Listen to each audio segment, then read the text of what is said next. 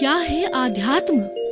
दर्शन, चिंतन धारा, विद्या या संस्कृति की परंपरागत विरासत। आध्यात्म दर्शन यानी जीवन का शाश्वत सत्य। मानव जीवन से जुड़े शाश्वत सत्यों को जानिए और समझिए उपासक डॉक्टर सोहन राज तातेड़ से हमारे खास कार्यक्रम आत्मविज्ञान में। आत्मविज्ञान यानी सही दृष्टि, सही सोच। भाइयों और बहनों, मातृशक्ति को नमन।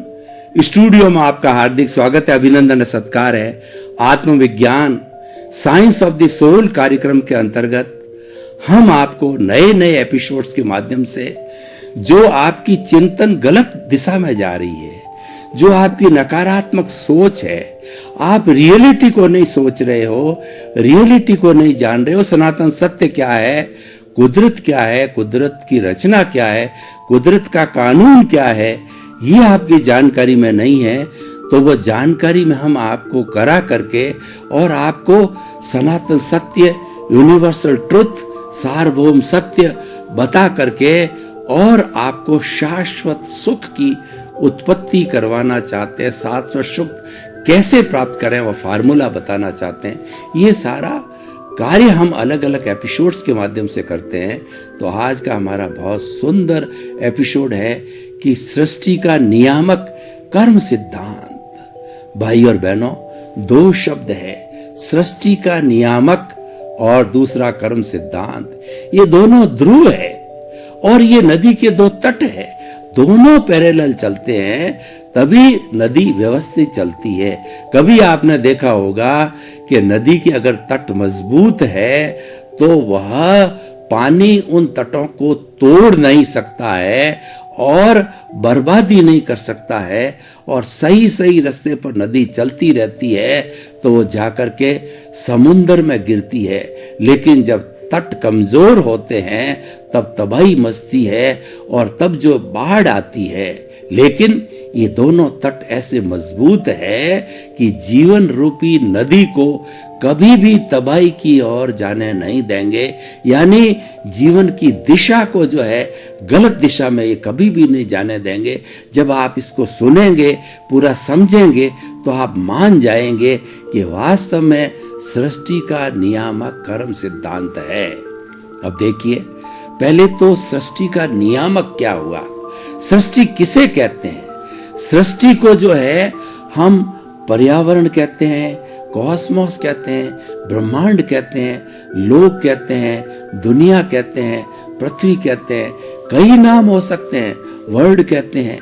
लेकिन जो है सबका भाव एक ही अर्थ है कि जहां पर हमारे ये 84 लाख जीवा योनि के प्राणी जो उत्पत्ति स्थान है वो पीसफुल को एग्जिस्टेंस से जो है निवास करते हैं, सुख दुख की अनुभूति करते हैं, उसी के अंदर जन्मते हैं, उसी में मरते हैं, तो वह सृष्टि कहलाती है।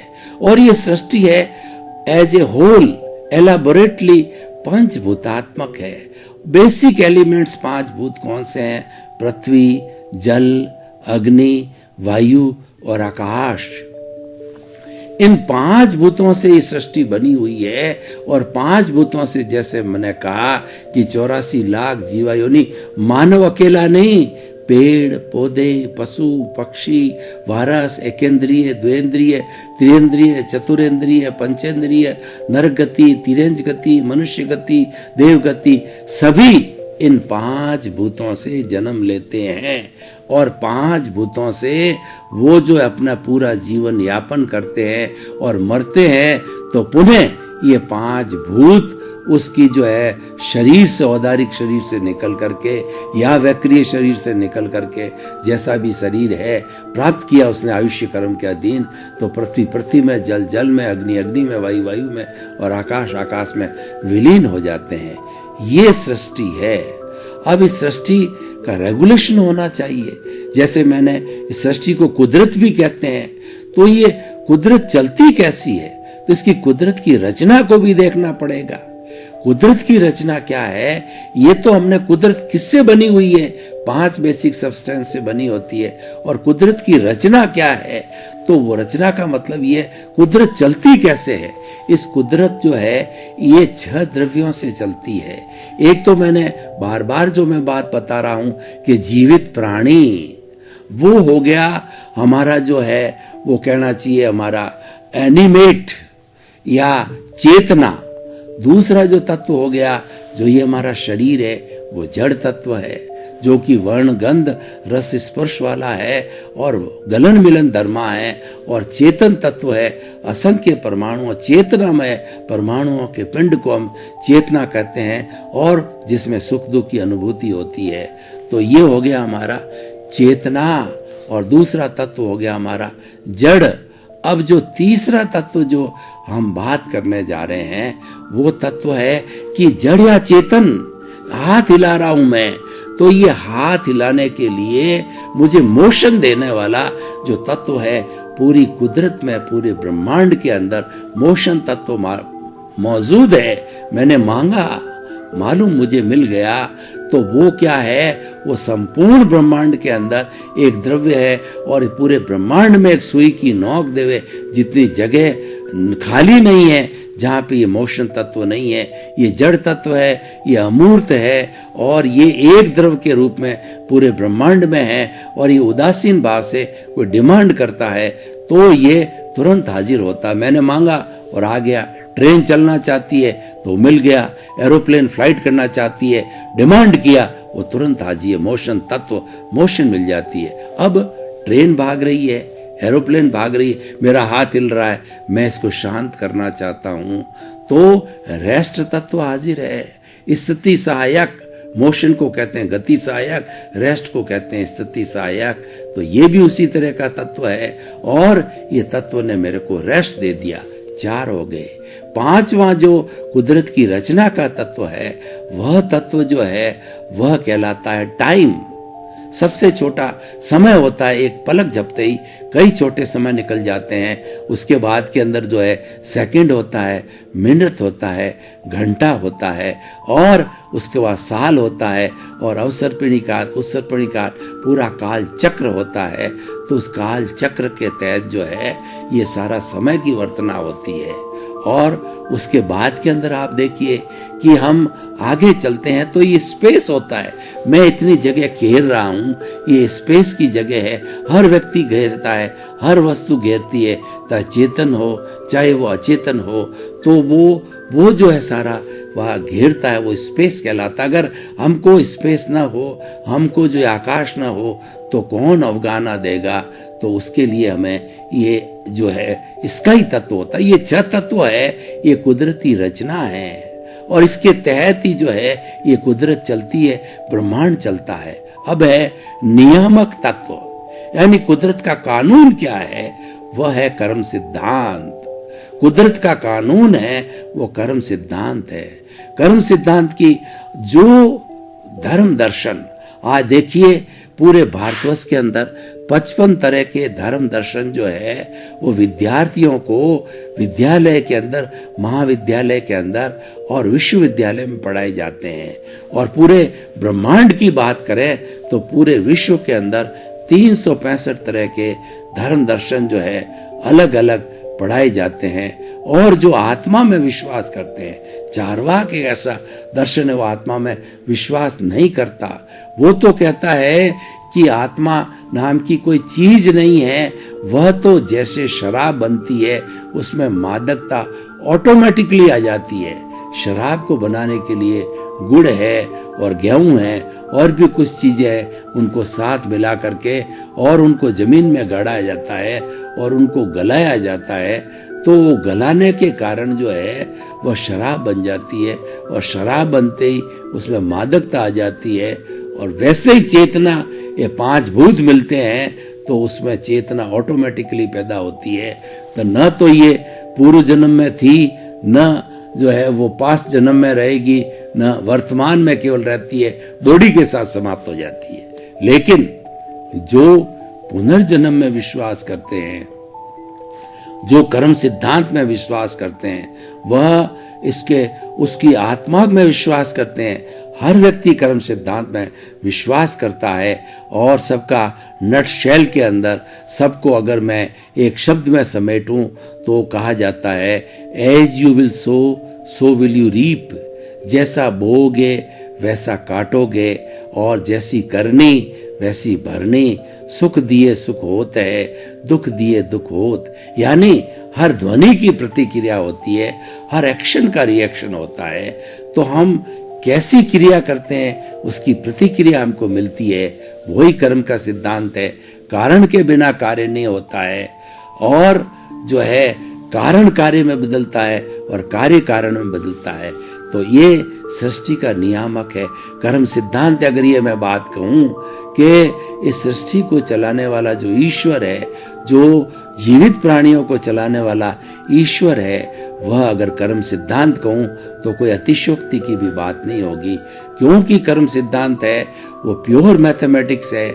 हमारी कैलकुलेशन में भूल हो सकती है, कंप्यूटर में भूल हो सकती है, लेकिन कर्म सिद्धांत में भूल की कोई गुंजाइश नहीं है।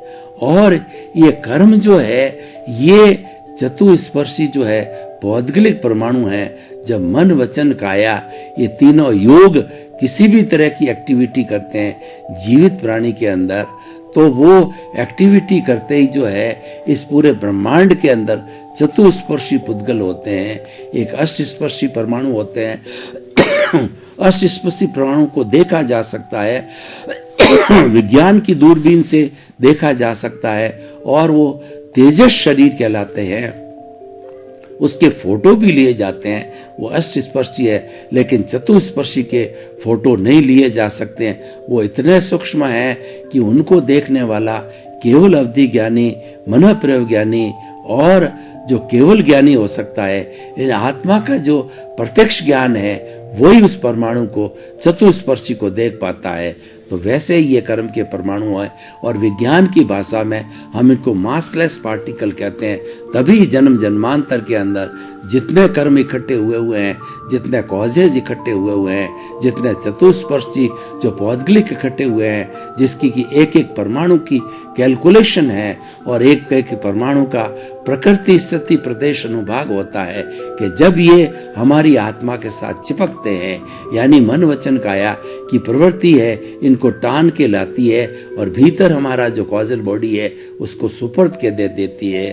तो जब ये जो है ये बांधे जाते हैं, तो जो ही ये कॉजल बॉडी में आते हैं, उसकी प्रकृति स्थिति प्रदेश अनुभाग बनता है कि ये कर्म है वो 8 प्रकृतियां मुख्य रूप से कर्म सिद्धांत की बताई गई है। ज्ञानावर्णीय कर्म, दर्शनावर्णीय कर्म, वेदनीय कर्म, मोहनीय कर्म, आयुष्य कर्म, नाम कर्म और गोत्र कर्म है। इसकी उत्तरोत्तर अगर हम क्लासिफिकेशन फर्दर करें तो इसका वर्गीकरण 148 कर्म प्रकृति आता है। तो ये जो है वह प्रकृति हो गई, ये द्रव्य कर्म कहलाए। स्थिति ये होती है कि बांधने के समय में जिस तरीके से बांधा गया है उतने समय तक ये आत्मा सा के साथ में रहेगा। जो मोहनीय कर्म, दर्शन मोहनीय है, 70 करोड़ सागर समय तक रहता है, लंबे समय तक रहता है। तभी व्यक्ति लंबे समय तक अज्ञानी रहता है और वो जीवात्मा बन करके इस 84 लाख जीवा योनि में भटकता रहता है, क्योंकि उसकी आयु सीमा है 70 करोड़ सागर है। बाकी कम जो है अवस्था के होते हैं। तो भाई और बहनों, ये प्रकृति स्थिति और प्रदेश कितनी क्वांटिटी के अंदर ये रहेंगे चतुस्पर्शी। एक एक की क्वांटिटी क्या रहती है, हमारे एक एक जो है आत्मा का जो चेतनामय परमाणु है वो उसके ऊपर असंख्य जो है हमारे कर्म के परमाणु, कालाणु बोलते हैं, वो जुड़े रहते हैं। तभी आत्मा जो है बद्ध बनता है, वरना ये जो चेतनामय परमाणु हैं, अगर हम शुद्ध आत्मा की बात करें तो ये तो मोक्ष में रहते हैं, ये शरीर के अंदर रहते ही नहीं है। इस बद्धता के कारण, ये बद्ध आत्मा के कारण, इस कर्मों के संजोग के कारण, इस जो हिसाब है इसको क्लियर करने के लिए ही यह आत्मा जो है अपनी प्रेजेंस में रहती है और ये बद्ध आत्मा कहलाती है। तो भाई और बहनों, ये प्रकृति स्थिति प्रदेश और अनुभाग चौथा होता है कि जिस अनुभाग से कर्म बांधा जाता है। कोई किसी का मर्डर करता है और बड़े रश के साथ कहता है कि मार और मार, इसके टुकड़े कर दो, इसको छील के कर दो, यानी बहुत दुख की स्थिति देकर के वो मर्डर करता है। तो वैसा का वैसा रश वही व्यक्ति जो मरा है वो दूसरे जन्म में जब ये उदय में आएगा तब किस तरीके से उसको रस लेके मारा था उसी तरीके से ठीक वह रस लेके वापस मारेगा। तो प्रकृति स्थिति प्रदेश अनुभाग होता है, 8 तरह के कर्म होते हैं, 148 तरह की प्रकृतियां होती है। यही जो है इस सृष्टि का नियामक जो है तत्व है और ये रेगुलेट होता है। ये जो हमारा कुदरत है ये कुछ भी अपनी तरफ से कुछ भी नहीं करता है। जो नियामकता जैसा कर्म है, यानी जैसा व्यक्ति पूर्व जन्म के अंदर कर्म बांध करके आया है और जैसा उसके अनुरूप जो है कॉजेज डाल के कॉजल बॉडी लेके आया है, और इस कॉजल बॉडी के अंदर जब जब उदय होता है, प्रारब्ध होता है, उस प्रारब्ध के अनुरूप ही जो हमारी ये कुदरत का कानून है, जो नियामक तत्व कर्म है, वह जो है वो संजोग जुटाती है कि वह वैसा निमित्त खड़ा कर देती है, वैसी अवस्था पैदा कर देती है। वैसी अवस्था पैदा करना, वैसा निमित्त करना, वैसे संजोग जुटाना है, यही कुदरत का कानून है। और ये सारा कार्य कुदरत करती है, जिसको व्यवस्थित शक्ति भी कहा जाता है, जिसको साइंटिफिक सर्कमस्टेंशियल एविडेंसेस भी कहा जाता है। लेकिन वो अपनी तरफ से कुछ नहीं करता है, जैसा उपादान हो उसके अनुरूप ही निमित्त बनाते, उसके अनुरूप ही वह संयोग खड़ा करती है। तो भाइयों और बहनों, हम पूरा निष्कर्ष की भाषा में बात करें तो ये सृष्टि के जो जीवित प्राणी हैं उनका जो जीवन यापन होता है, जो भी उसको सुख दुख की अनुभूति होती है, जो भी कार्यकलाप करता है, वो सारा जो है संयोग जुटाने का कार्य है, वो करता है, वो व्यवस्थित शक्ति कर्ता कहा गया है, वही जुटाती है और उसके अनुरूप ही जो है सारा कार्य होता है। तो भाई और बहनों, हम क्या कहना चाहते हैं कि ये नियामक तत्व कर्म सिद्धांत है। अब इस कर्म सिद्धांत की हम थोड़ी समय हमारे पास है तो ये नियामक तत्व की व्याख्या भी की जानी चाहिए कि कुल 8 तरह के जो कर्म है उसमें से 4 कर्म है वो घाती कर्म कहलाते हैं, यानी वो आत्मा की घात करते हैं। वो घाती कर्म कौन कौन से हैं? वो है ज्ञानावर्णीय कर्म, दर्शनावर्णीय कर्म, मोहनीय कर्म और अंतराय कर्म। ये 4 कर्मों की घात करते हैं। ये आत्मा के ऊपर 4 पर्दे हैं। तो इन 8 पर्दों में से 4 पर्दे तो शरीर के पे काम करते हैं और 4 पर्दे हैं वो आत्मा की घात करते हैं, आत्मा का जो घाती कर्म के रूप में आत्मा के लेवल पर काम करते हैं। तो पहला जो बड़ा पर्दा है वो ज्ञानावर्णीय कर्म। ज्ञानावर्णीय कर्म जो है आँख पे पट्टी के रूप के अंदर रूपक माना गया है कि हमारे आँख पे पट्टी आ जाती है तो हमको कुछ दिखाई नहीं देता है, तब ज्ञान का आवरण आ जाता है आत्मा के ऊपर, अज्ञान छाया रहता है। अज्ञान कैसा छाया रहता है? जैसे कि सूर्य है वो संपूर्ण जो है प्रकाश देने वाला होता है, लेकिन बादल उसके ऊपर आ जाते हैं तो बादल होने से, घने आने से ऐसा लगता है अंधेरा हो गया, रात हो गई, लेकिन सूर्य का अस्तित्व नहीं गया है। तो ये घना बादल है वो ज्ञानावर्णीय कर्म के समान है। जब ये पर्दा हटता है तो सूर्य का आलोक जैसे फैलता है, जो केवल ज्ञान प्राप्त हो जाता है आत्मा को और वो आत्मा ईश्वर बन जाती है। फिर उससे, उस आत्मा से जो ईश्वर बनी हुई तीर्थंकर है, केवली है, उससे कोई भी जड़ और चेतन की, न भूत की न भविष्य की किसी अवस्था का उसको अज्ञान नहीं रहता है, पूरा का पूरा सारा भान रहता है। तो भाई और बहनों, ये जो ज्ञानावर्णीय कर्म जो है क्यों बनता है? ये ज्ञानी पुरुष, ज्ञानी कौन होते हैं? अरिहंत होते हैं, सिद्ध होते हैं, आचार्य होते हैं, उपाध्याय होते हैं, साधु होते हैं। इनकी ज्ञानियों की अवहेलना करना, तिरस्कार करना, ज्ञान में रुकावट डालना, कोई बच्चा आत्मज्ञान ले रहा है उसकी किताबों को फाड़ देना और उसको जो ज्ञान लेने में अवरोध पैदा करना, ज्ञानावर्णीय कर्म तभी बनता है। ज्ञान की अवहेलना करना, ज्ञानी की अवहेलना करना से ये बनता है। और हमारे अरिहंत सिद्ध आचार्य है, इनमें विश्वास नहीं करना, इनके ज्ञान को जो है अज्ञान समझना, इनमें संदेह करना, ज्ञानावर्णीय कर्म बनता है। और ये ज्ञानावर्णीय कर्म छूटता भी कैसे है? आप ज्ञान की प्रशंसा करो, गुरु से ज्ञान लो और हमारे जो है वो हमारा हमारा देवगुरु धर्म है उसमें विश्वास करो। जो ज्ञान आत्मज्ञान हासिल करने वाला उसके सहयोगी बनो, उसके लिए जो है आप जो है साधन जुटाओ, चाहे जो है साधन जो है पुस्तकों का माध्यम से हो, सत्संग कराने का माध्यम हो और टैप रिकॉर्ड करने का माध्यम हो, टीवी का माध्यम हो, ये इसको सत्संग कराओ, ज्ञान की आत्मज्ञान के सत्संग कराओ। उससे ये टूटता है, ज्ञानावर्णीय कर्म का पर्दा हटता है।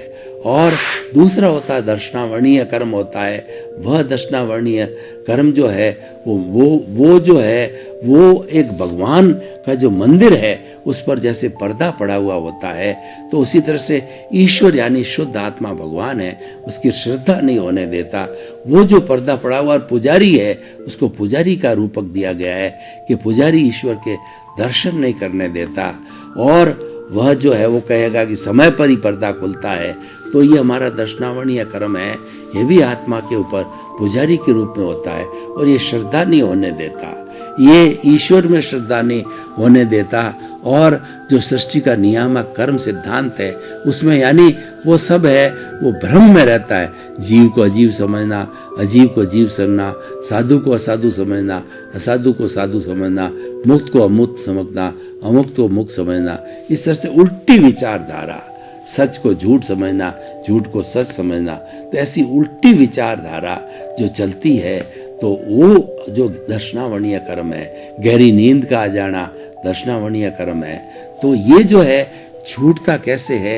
ये छूटता भी जो है ज्ञानियों की जो है उपासना करना, ज्ञानियों की बात को सुनना, ज्ञानियों में श्रद्धा करना, ज्ञान का प्रसार, ये ज्ञान और दर्शन दोनों जुड़े हुए हैं, ज़्यादा अंतर नहीं है।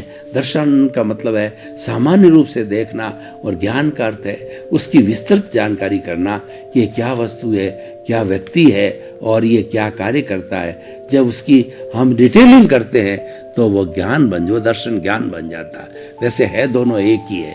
तो ये दर्शनावर्णीय कर्म, ज्ञानावर्णीय कर्म। तीसरा मोहनीय कर्म जो है ये सेनापति है। ये जो है वह एक शराबी की भांति होता है। शराब पीने से व्यक्ति बेभान हो जाता है तो मोह हमारे पे छा जाता है, तो मैं और मेरा के अंदर लुब्ध हो जाते हैं कि मेरा घर, मेरा परिवार, मेरा धन, मेरा दौलत, मेरा पद, मेरा प्रतिष्ठा, मैं इतना बड़ा हूँ, मैं कुबेरपति हूँ, मैं राष्ट्रपति हूँ, मैं प्रधानमंत्री हूँ, मैं और मेरा पे उस पर इतना हावी रहते हैं मोह की वजह से कि उसको कोई भी दूसरी वास्तव में रियलिटी का पता नहीं चलता है। भाई और बहनों, आपका बहुत बहुत धन्यवाद। आप हमारा आत्मविज्ञान कार्यक्रम बराबर देख रहे हो, आप ही देखते रहिए। ये आपको गंतव्य तक पहुंचाएगा, ये आपको सही दृष्टि देगा, सही सोच पैदा करेगा, सम्यक दर्शन पैदा करेगा।